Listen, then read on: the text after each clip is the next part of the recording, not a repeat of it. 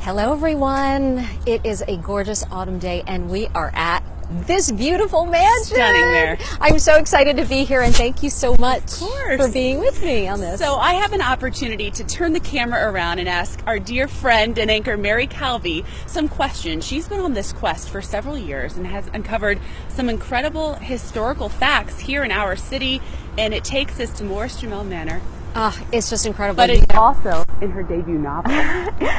You know, it's been so exciting to be able to uncover history. People talk about history and they think of it as boring. Well, you're not looking close enough. So for years I've spent researching the woman who owned this mansion, and her name was Mary Philipse, and incredibly she was a love interest of George Washington. And I went back centuries to dig through the archives to find some just really incredible documents and letters and information about these two.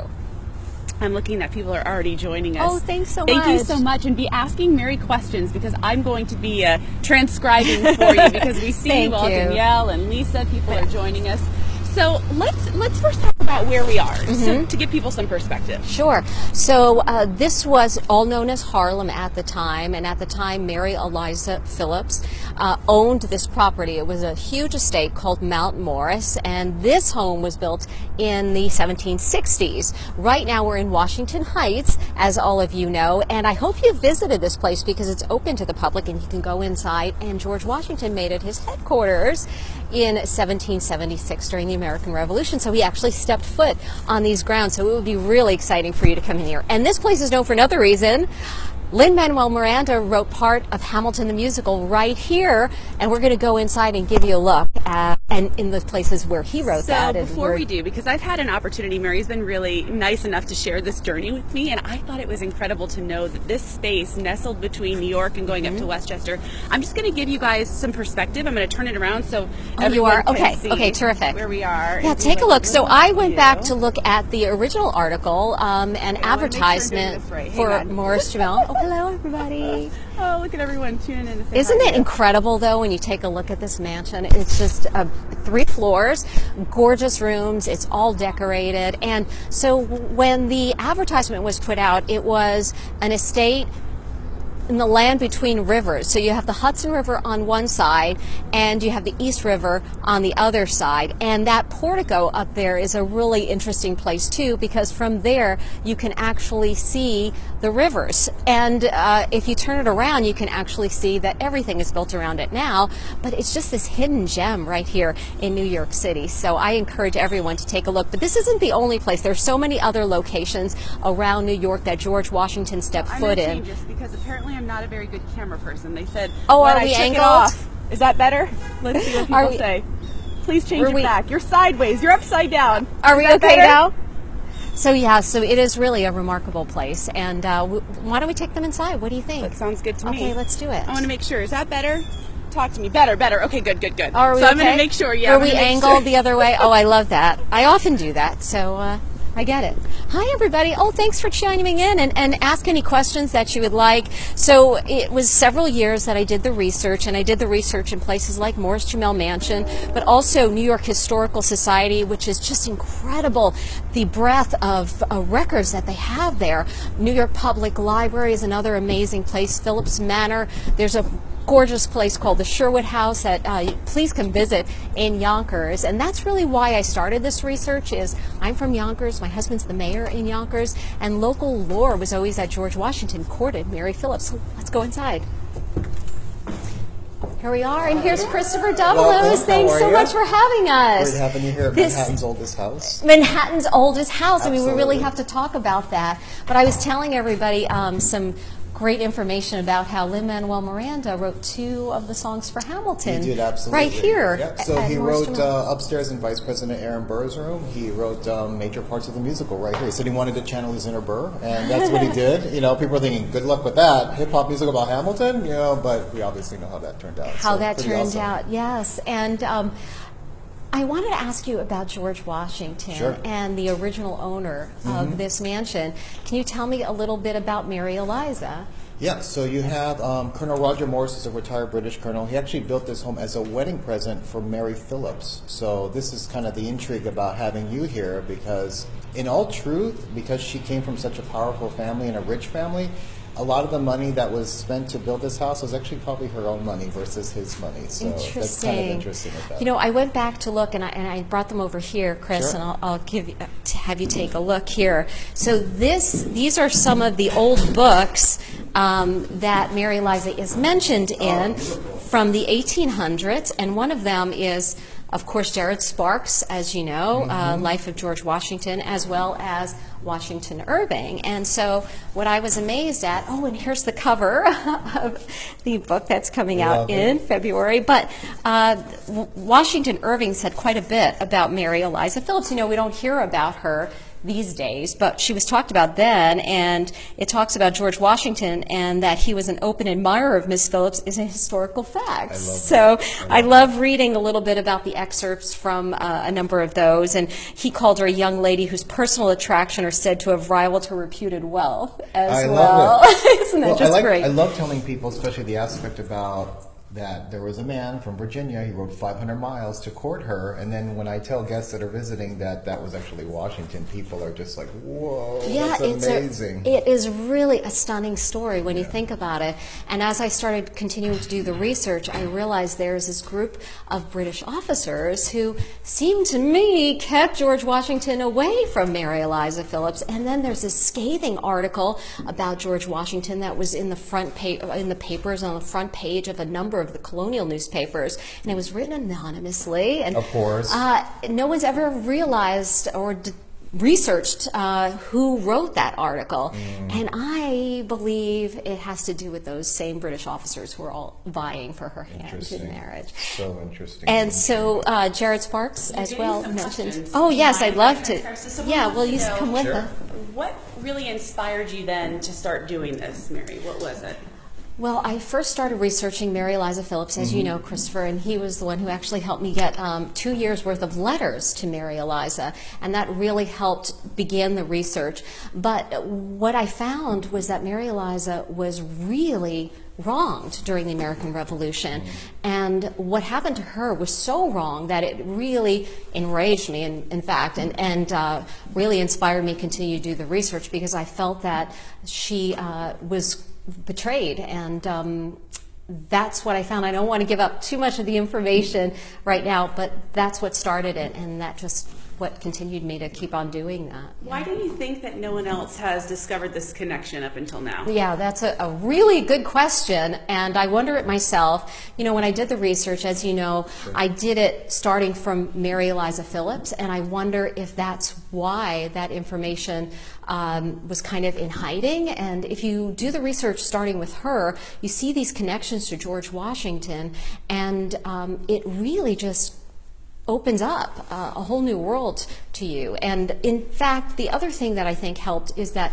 digital archives nowadays are just so incredible, and archivists at all of these wonderful foundations have digitized all of these documents, so that I was able to look at a map from London and a document that's in storage in California and something in Boston and Virginia, and I was able to do it within a couple of days, whereas before people would have to go into these storage units and go through these thousands of documents and look for that. So I think that's possibly why we have this story now. So I have people telling me that I'm doing a terrible job with the camera work. So I want to make sure you can see her, and I'm trying to hold it for her. So I need to tilt it better so that you can see her Oh, this really? way. Okay. Is How that about better? this? Is that better for Let you? me get us both on here so you can get in here too. I'm sorry, I'm trying really hard, I promise. There was another question that came in too. They wanted to know, is the house haunted? We do have a considered to be haunted history that goes back to the 1800s. So we actually have letters in our archives that go back to when Morris-Jumel, our longest resident, was here. She was writing about things happening in the house that she couldn't explain, so we'll leave that up to you. We actually do public paranormal investigations here, so you're welcome to always come for that as well. So, as well as you, Mary, and your family, that's and Alex, exciting. if you guys want to come. So you're always welcome to come ghost hunting with us. So then turn it to you, Mary, because I want to Okay. see more of your face. So go ahead. Oh, okay, sure. Any other questions that you have? I'm really interested in talking to you about it. Thank you so much, everybody, for joining in. I mean, we really appreciate this, and it's just, I think, you know, people should realize how exciting history can be. Absolutely. I know you have a number of groups that come through here all of the time, and it's great to give them a fresh perspective and just get people start talking about history more, especially New York and George Washington. I mean, when you think of George Washington, usually you think about Virginia, and you don't necessarily think about New York, but the fact that he stepped foot in here and his office is here, the war room is here, maybe you could show us that. Yeah, Would that be absolutely. okay? I mean, he lived here for over a month. So. And I was going to say too, Mary, in your debut novel, you take all of his quotes and weave them into a narrative, which I think is really special because as you're reading this book, you're reading the words of George Washington. So George Washington is such a big figure in history, and so I did not want to put words into George Washington's mouth. So in order to write the story, and I write it from her perspective and then from his perspective, I tried as much as I could to use his written words. So if they're talking about poetry, I use George's poems. And you know, we think of George Washington as this stoic figure, very reserved, yet I found him to be passionate and charming and quite romantic and a great dancer as well. So throughout, you'll be able to read his words, and all, in fact, like his first speech of diplomatic importance, you'll see in there as well. So that's what I tried to do, is to keep to his words and to his actions. Someone else was asking, why do you think that George was after Mary? True love interest? Do you think he wanted her land? What do you think? Oh, that's such a good question. Well, I hear that she was charming and beautiful and very wealthy, but she was very well educated as well, and I think he would have been attracted to that. Because he didn't have a formal education, I think that her education may have been one of the attractions for him as well. But the paintings that I've seen is she's quite the looker. And there are paintings of them together. Yeah, so there was an article written by Woodrow Wilson in the 1800s for a publication, and yes, he actually commissioned an image of Colonel Washington at the time and Mary Philipse, and the image is beautiful. It's in storage at Boston Public Library, but I was able to see it and the image, and I was amazed at, it was an interview, I guess, but today we would call that a date, and they were sitting across from each other, looking at each other. I don't know, we have kids. I do an interview. I want an interview. Did you want to show us more? Let me see. Can I turn this around? Help me, guys. I'm sorry. Let's see. Is there ways that I can turn you around so that you guys can see? Oh, that's okay. Better? All right. So I'll just hold it behind you. Okay, perfect. Then as you go. So you'll show us upstairs. Upstairs, and we'll see Washington's office and war room. So we're going to Washington's office and war room right now. So this is, we're heading onto the second floor of Morris-Jumel Mansion. And if you're just joining us, this is the oldest home in the Manhattan. I mean, it's really amazing. It was built in the 1760s. And maybe you could tell us a little bit more about the architecture and what we're looking at right now. Sure. This is what we call a Georgian Palladian style home. This home was built as a summer home. It's an 8,500 square foot home on originally 138 acres for New Yorkers. Imagine the land would be about 120s to the 180s, Harlem to Hudson River. So it's all up here. Where we're standing is the second highest point in Manhattan. So imagine, Mary, if you were actually on that balcony, at the time, you'd actually be able to see all the way down the South Street Seaport and see the ships coming. You would have been able to see the British Navy. I mean, thousands of ships, right? Absolutely. Oh, they talk about that, yes. And that plays to an advantage for Washington militarily because when you have the height, you have the advantage militarily. And of course, we know he was retreating from the Battle of Brooklyn to here. And he really needed a chance to get a win under his belt. And this was the spot. The Battle of Harlem Heights took place just south of here. And people are actually asking, where are we in perspective to the grid of Manhattan? So we're here in Washington Heights, and where we are is located between 160 and 162, between Edgecombe and St. Nicholas. So we're literally a minute from the C train stop at 163. Will you take us into the war room? Yeah, let's go and take a look. Come on in.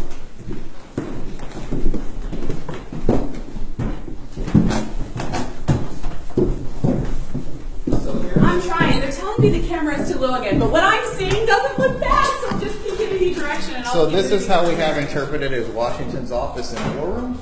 Now, we don't have primary sources for the paint color. I'm sure a lot of you watching right now are fascinated by the paint trim. Yeah, it's just really remarkable. This paint trim was available in the color. 1760s if you had a lot of money. So that's why we chose this, because Colonel Morris would have had the kind of money to have this type of paint It has that bold color of the British uniforms, Absolutely. right? This was an inspiration for one of the chapters in the book. I speak about this room great. specifically, and the wallpaper specifically This on would have been the a gray. classic pattern in the 1760s, and that's why we chose it. So all the furniture you see in here is 18th century.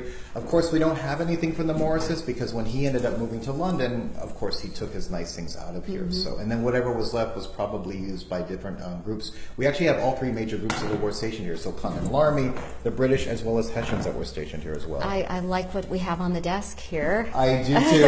I'd rather have the one that you were kind enough to donate to the mansion, which we actually want to frame that. So we appreciate that gift. Thank you. We're actually going to move that into the gift shop for that one. So thank you so much. Oh, it's just really remarkable what you've done with this place. And I bet people would be really interested in what you found in the attic a few years ago. Yes, so we actually found a letter. This is actually part of how we're funding our 5-year plan of restoration interpretation. We actually found a letter written by Livingston imploring the people of England to talk to their king in a nutshell. It was like an olive branch, right? Basically it to was. try to It prevent was. the war. Absolutely. Especially, also remember too, just from a cultural context for New York, they're not like Boston or Massachusetts where they want heavy revolution and independence. New York is actually very Tory in many ways because war is bad for business. So it's kind of fascinating, the culture of New York wanting to really be more loyalist as a whole versus Massachusetts, which they were obviously more vying for independence and to have that freedom. So it's quite fascinating. But that letter actually was sold. It was found by our archivist at the time, and it was just a fluke. It was just mixed with other things, and it was extremely valuable. And that sold for just under $1 million. Can you believe So we were that? actually able to wow. help fund what we're doing here This in has our been restoration with that letter sale. Such a wonderful tour. Yeah. Thank you so much. How are we doing with everyone out there? If you have any questions about George Washington, look, we have Chris here, so he can help us answer any questions that you have. So please let us know. You have a couple of people asking how many acres she owned. So she owned 51,000 acres of property, which was just really quite remarkable. And I believe, and I went back to look at the research, that made her the single richest single woman in all of the colonies at the time, and her family owned 250,000 acres of property, and that was all along the Hudson River. And in the 1750s, the Phillips family, they were the wealthiest family in the New York colony at the time. So as you continue to talk, people said they wanted me to pan around so they Sure. can see more of what they have going on here. Maybe you could tell us about So we actually- this room. This is a great room right here So to this take a actually look would at. have been where Mary Philipse would have actually lived here and slept in this room. So this would have always been the ladies' bedroom. We actually normally have Eliza Jumel's furniture in here. We actually have that out. We're going to be working on that furniture as well as redoing this room. It's again a part of our 5-year plan. But Amazing. Mary Philipse Amazing. would have been staying here every day in the summertime. This was her room. We have another area over here that would have been a changing room.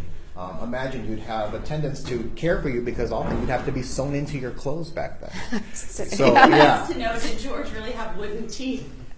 Well, later in life, we talk about that, right? So many people are always fascinated by the teeth, aren't they, Chris? They seem to go right to the teeth sometimes. There's other things to talk about, guys, but we love the question. There were no seated portraits of George Washington before middle age. So the question has always been, what did he actually look like? And from my research, I found that he was like what we call in this day a stud. He was like larger than life. He was over 6'2". Taller than average Yes, than most yes. men back And he then. carried himself with finesse and always stood straight on his horse. And he had a hair that went down past his shoulders, and a very good-looking man from what all the research has. In fact, the women back then all wanted a touch of him, is what was said. So Now, The this Wi-Fi is room- better in this room, so we're going to stay over in this Okay. room per the requests I'm getting. And over here we actually have what we have interpreted as Vice President Aaron Burr's room, but this room has become even more famous in many ways than Burr when he was here, because in this chair here is where Lin-Manuel Miranda wrote parts of the musical Hamilton. So this is actually where he sat And you'll see pictures online with him with his laptop, channeling his inner Burr, and doing some really amazing creative work here. But this would have been Colonel Morris's bedroom. This would have been Stephen Jumel's bedroom, who purchased a home in 1810, as well as Aaron Burr when he lived here briefly before he was actually kicked out by Eliza Jumel for spending a lot of her money and making friends with a 24-year-old when he shouldn't have been. So, people want to know how long it took you to write your book, Mary. It's been years. I would say writing and research was over 3 years. So I would do the research, and I basically had these pieces of the puzzle put together, and I weaved the novel around these historic documents. So it was a really exciting process. It was a daunting process, and many people who write understand that when you look at that blank page, it takes your breath away for a moment, and when it comes to writing, you just have to start, and that's when you can then move ahead to the end. So it took several years, but it was really just such a gift to be able to find this remarkable story, and really an honor. So, ooh, someone said, I thought I heard the doorbell. You were right. The doorbell just rang. So we're going to go answer the doorbell, and I just want to thank everybody for being part of this. Chris, thank you so much for everything. We're very proud to have Mary here with us. Congratulations on your book. Oh, thank you. I'm already reading some excerpts of it. It is fantastic. Definitely go out and pick it up when it's time. Yes, I'm going to do a shameless plug for you. Oh, you're so it's sweet. Awesome. So, thank you so much. Yeah, we're thank happy you. to help. And please come here to Morris-Jumel Mansion. Yep. Please go visit these beautiful sites. Phillips Manor, they'll be on my Facebook page as well. So I would really love for you to go in and say hello to these amazing people who make all of these places come alive and let history continue to live on. So thanks so much, and many everyone. People would like your autograph, Mary, so she'll be letting you know when Thank you. sign it. Thanks so much. Bye. Bye-bye.